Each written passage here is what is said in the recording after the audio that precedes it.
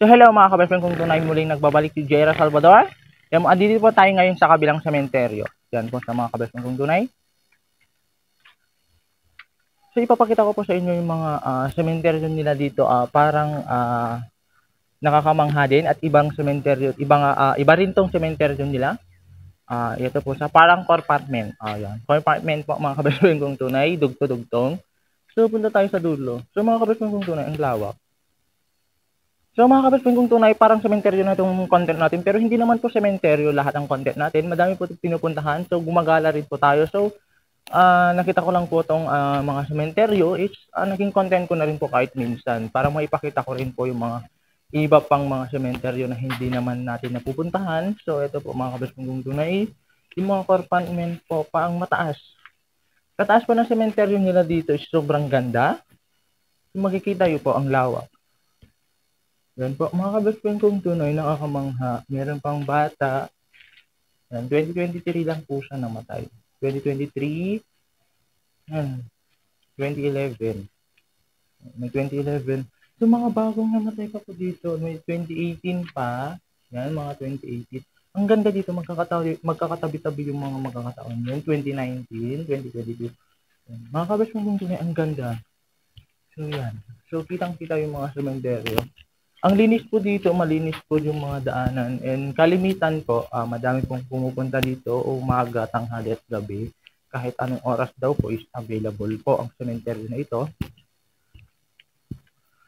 So yan po mga kabestfriend kong tunay, di naman po nakakatakot. Dito naman po yung nililibing yung mga cremation, yung nakikremate yan.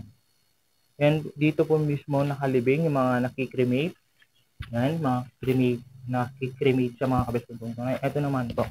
So may bagong dalaw lang kanina yan, no? Kitang-kita po yung candles. Yan. Bagong dalaw yan. Kakadalaw lang po nila. Hindi ko po kakilala kung sino po. So diretso pa rin po tayo mga kabestfriend kong tunay. So hanggang palibot tayo ng iikot tayo dito sa sementeryo. Yan po. Tabi-tabi po tayo, tabi-tabi po. Yan, yung mga hindi po natin kakilala, tabi-tabi muna po kasi magbablog lang po. Yan. So, yan po mga kabestfriend kong tunay. Yan. So, gulat nga mga kabestfriend kong tunay kasi ang ganda itong mga sementeryo nila, malinis. Yan, mga madahon lang gawa ng yan. Paikot nga tayo talaga mga kabestfriend kong tunay. Yan naman po tayo, 2003 pa namatay mga kabestfriend kong tunay. Oh my God.